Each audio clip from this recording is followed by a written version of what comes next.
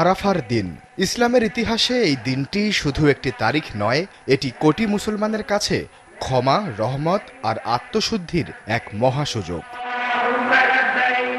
মক্কা থেকে প্রায় ২০ কিলোমিটার পূর্বে অবস্থিত আরাফাতের বিশাল ময়দান। এবছরের মতো প্রতি বছর এই দিনে পৃথিবীর নানা প্রান্ত থেকে লাখো মুসলমান এখানে একত্রিত হন। হাদিসে স্পষ্ট বলা আছে, হজই হলো আরাফা, অর্থাৎ নির্ধারিত সময়ে আরাফার ময়দানে উপস্থিত না থাকলে হজ সম্পূর্ণ হয় না। এই ময়দানেই রয়েছে জাবাল আল রাহমা, রহমতের পাহাড়। ইসলামী ঐতিহ্যের বর্ণনা অনুযায়ী পৃথিবীতে অবতরণের পর দীর্ঘ বিচ্ছেদ শেষে এখানেই পুনর্মিলিত হয়েছিলেন হযরত আদম ও হাওয়া। ১০ হিজরিতে রাসূলুল্লাহ সাল্লাল্লাহু আলাইহি ওয়াসাল্লাম তার জীবনের শেষ হজ পালন করেন, আর সেই হজেই এই ময়দানে দিয়েছিলেন বিদায় হজের ঐতিহাসিক ভাষণ। সেদিন তিনি ঘোষণা করেছিলেন, কোনো আরবের ওপর অনারবের শ্রেষ্ঠত্ব নেই, মানুষের মর্যাদা নির্ধারিত হবে তাকওয়ার মাধ্যমে।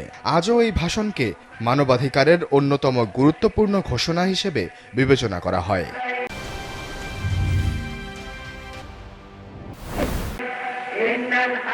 সেই একই দিনে নাজিল হয়েছিল পবিত্র কোরআনের বাণী, যেখানে দেয়া হয়েছিল দিনের পূর্ণাঙ্গতার ঘোষণা। আলেমরা বলেন, আরাফার ময়দান মানুষকে কিয়ামতের কথাও স্মরণ করিয়ে দেয়।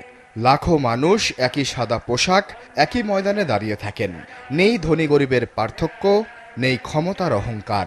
বিশ্বের সবচেয়ে বড় শান্তিপূর্ণ ধর্মীয় সমাবেশগুলোর একটি এই আরাফার দিন।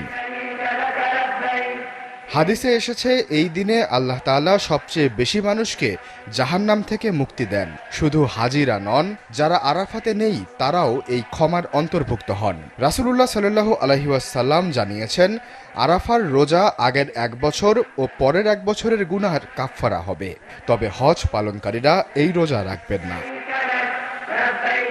আরাফার বিকেলে লাখো মানুষ কান্নায় ভেঙে পড়েন।